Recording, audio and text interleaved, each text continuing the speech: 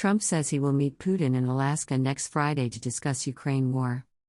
This article was written by Andrew Roth. Donald Trump has said he will meet with Vladimir Putin to discuss the war in Ukraine next week and said an end to the 3.5-year war would have to involve some swapping of territories. Trump said he planned to meet the Russian president next Friday in Alaska.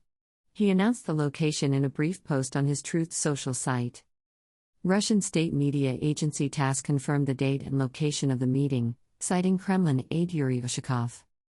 Earlier in the day, Trump told reporters in the White House the meeting would have been sooner, but I guess there's security arrangements that unfortunately people have to make. The U.S. president also said there'll be some swapping of territories to the betterment of both Ukraine and Russia and that the issue would be discussed soon, but he gave no further details. Bloomberg reported on Friday that the deal could cement some of Putin's territorial gains in Ukraine, in effect freezing the battle lines in the Kherson and Zaporizhzhia regions. Putin has claimed 4 Ukrainian regions in their entirety, although much of their territory remains under Ukrainian control. U.S. and Russian officials were working on a deal under which Russia would halt its offensive in exchange for the territorial concessions, making it a politically fraught proposal in Ukraine, Bloomberg said. Trump's comments came after Poland's prime minister said a freeze in the conflict could be close, after speaking with the Ukrainian leader, Volodymyr Zelensky, who has communicated with Trump and European leaders in recent days. There are certain signals, and we also have an intuition, that perhaps a freeze in the conflict, I don't want to say the end, but a freeze in the conflict, is closer than it is further away, Donald Tusk said during a news conference. There are hopes for this.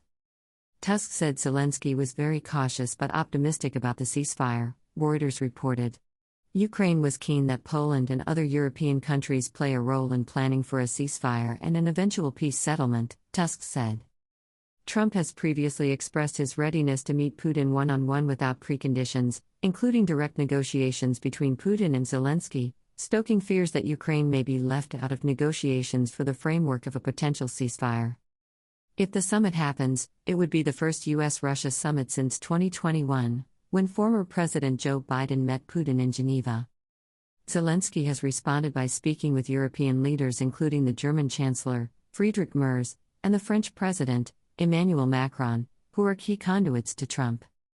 The U.S. envoy Steve Witkoff had proposed a 3-way meeting with Trump, Putin and Zelensky, but the Kremlin had ignored that suggestion, said the Putin aide Yuri Ushakov, and was focusing on preparations for a bilateral meeting with Trump in the first place. Putin has said he is not ready to meet Zelensky, even as the Kremlin claimed preparations were underway for a bilateral summit with Trump next week. I have nothing against it in general, it is possible, but certain conditions must be created for this, Putin said of a meeting with Zelensky. But unfortunately, we are still far from creating such conditions. Last month, Trump issued an ultimatum for Putin to agree to a ceasefire or face secondary sanctions with a deadline set for this Friday. That deadline appeared in place despite plans for the summit, although the White House has not said what secondary measures it could enforce. Trump did target India with a 25% tariff hike for purchasing Russian oil this week, singling out one of Moscow's economic enablers in a move that New Delhi complained was unfair and selective. Trump had grown frustrated with Putin in public in recent months, as the war dragged through its third year. Putin continued to launch nightly missile and drone strikes on Ukrainian cities despite Trump's insistence that he could strike a deal within 24 hours of becoming president. Putin talks nice and then he bombs everybody in the evening, Trump said last month. So there's a little bit of a problem there.